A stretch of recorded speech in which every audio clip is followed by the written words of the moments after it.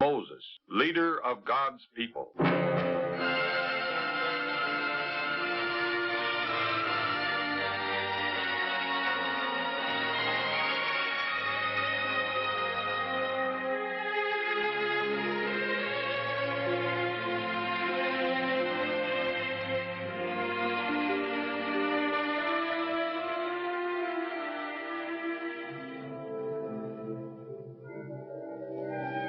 For 400 years, the Israelites had lived as slaves in the land of Egypt.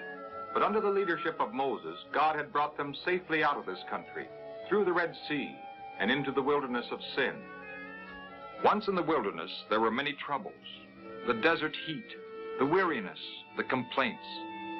For there was no food in the desert, and the people were hungry. But Moses knew that God would supply their needs even in the wilderness. And God did. Every day he sent manna for the Israelites to eat. It covered the ground every morning like white frost. One evening he also sent quails, so the people had both meat and bread to eat on their journey. But before long the people had a new complaint, and they turned against Moses in anger. Why did you bring us out of Egypt? To kill us and our children and our cattle with thirst? Give us water. We need water. Do you want us all to die of thirst?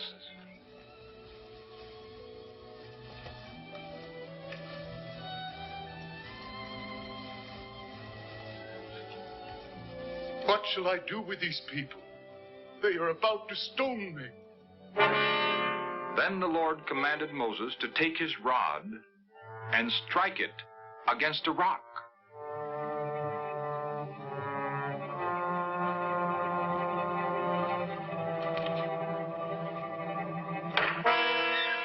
At once, water gushed out of the rock, and the people drank and were satisfied.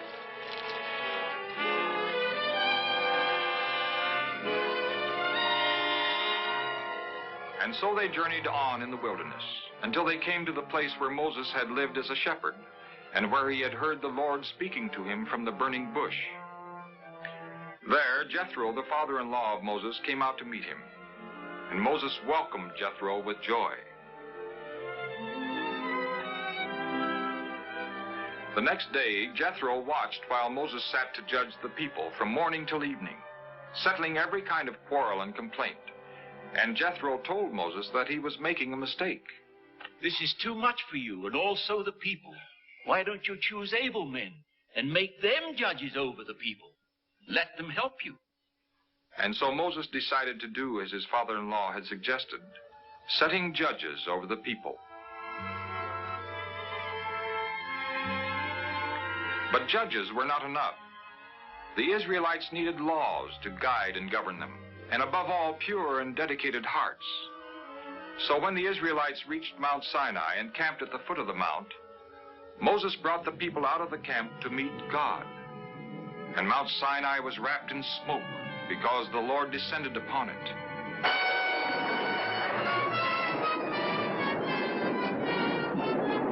And God spoke all these words, saying, I am the Lord thy God who brought thee out of Egypt. Thou shalt have no other gods before me. Thou shalt not make unto thee any graven image. Thou shalt not take the name of the Lord thy God in vain. Remember the Sabbath to keep it holy. Honor thy father and thy mother. Thou shalt not kill. Thou shalt not commit adultery. Thou shalt not steal. Thou shalt not bear false witness against thy neighbor. Thou shalt not covet.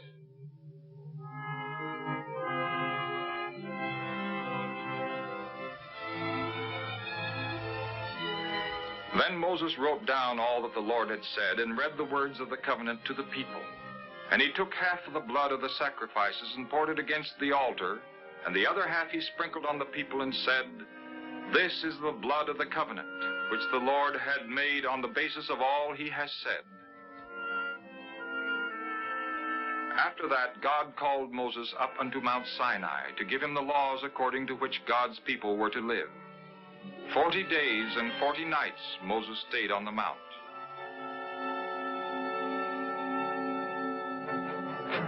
But while Moses was still on the mountain, the Israelites broke the very first commandment of the Lord.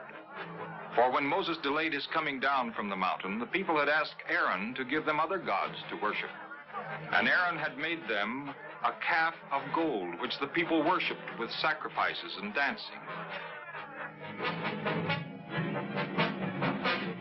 When Moses came down from the mountain with the stone tablets on which God had written his commandments, Joshua met him.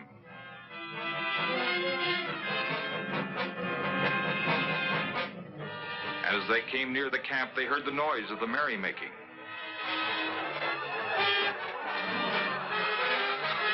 And when Moses saw his people worshiping the golden calf, he threw the stone tablets down on the ground in anger and broke them.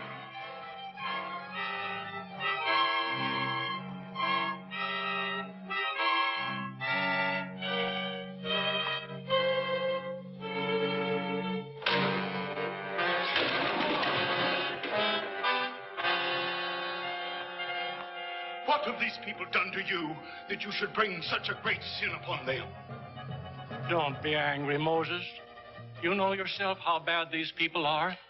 They said to me, "Make us a god who will lead us." As for Moses, the man who brought us up out of the land of Egypt, we don't know what has happened to him. So I said to them, "Let anyone who has gold jewelry take it off." And they gave it to me. I threw it into the fire, and out of it came this calf. Who is on the Lord's side?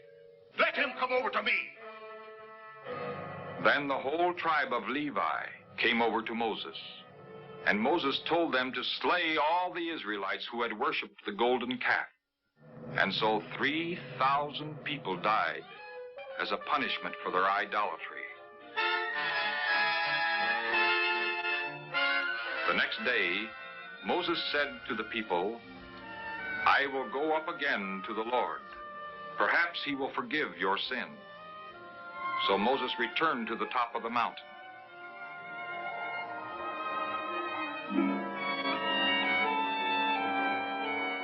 Oh, these people have done a great wrong. They have made for themselves a god of gold. But now, will you forgive them their sin? If not, take my name out of your book of life. But the Lord said to Moses, "Whoever has sinned against me, his name will I take out of my book."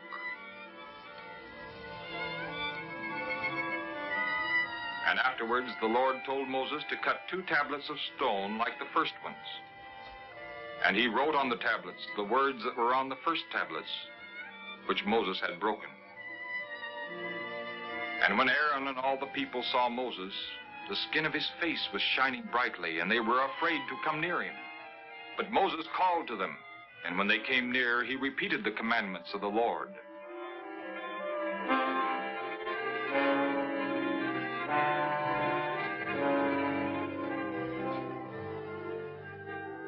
Thou shalt have no other gods before me.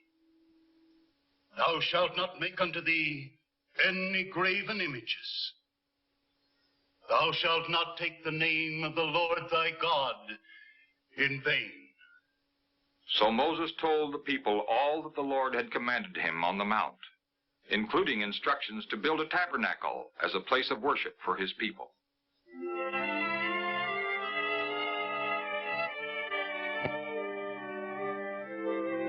The people obeyed the Lord's command and gladly brought their gifts: gold, jewelry, fine linen and skins, and silver and bronze for building a tabernacle to the Lord. Then skillful workers began building the tabernacle and the ark that would contain the stone tablets on which the commandments of the Lord God were written. And there were carvers of wood and those who worked with metals of gold, silver, and bronze. And there were weavers, embroiderers, and those who sewed the cloth, linens of blue, purple, and scarlet. And the work went forward until the ark and the tabernacle were completed. Then Moses and the children of Israel continued on their journey, carrying with them the ark of the covenant, and confident that the Lord God was with them.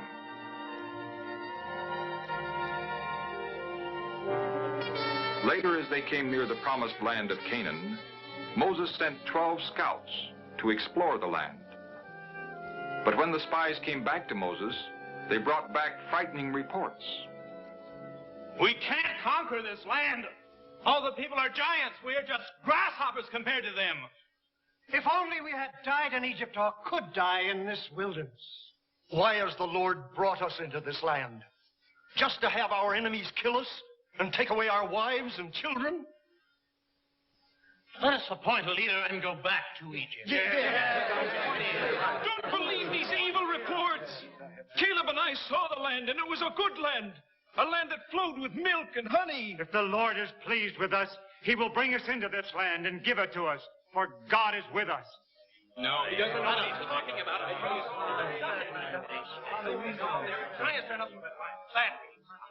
And because the Israelites did not believe in God's promise, the Lord spoke to Moses, saying, Because all those men have seen my glory and my miracles, which I did in Egypt and in the wilderness, and have not trusted me now these 10 times, they shall not see the land which I promised to their fathers.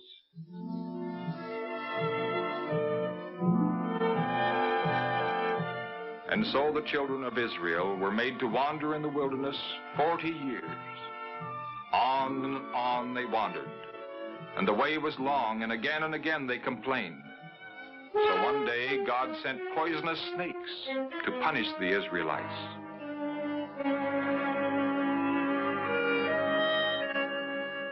And many of them died. Then the people repented and went to Moses. We have sinned, for we have spoken against the Lord and against you. Pray to the Lord to take these snakes away from us, we beg you.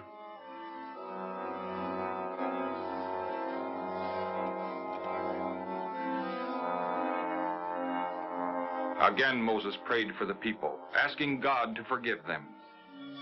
Then the Lord spoke to Moses. Make a snake of copper and set it on a pole. When anyone who is bitten looks on it, he will live.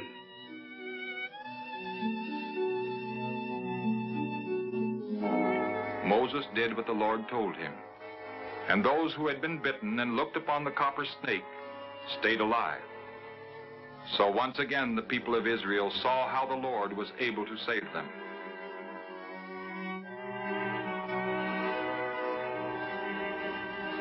But the wandering in the wilderness continued until 40 years had passed, and those who had not trusted in the Lord had died. Only their children remained to enter the land of promise. And at last the Israelites came to the plains of Moab.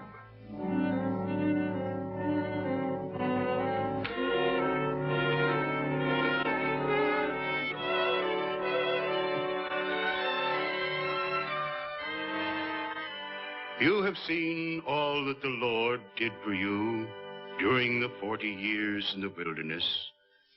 Therefore, keep the commandments and do them. And the Lord your God will raise up a prophet for you, who will be one of you, an Israelite like myself. Listen to him, and the Lord our God will bring you to the land that your fathers owned, and you will possess it, if you will keep his commandments, which are written in the book of the law.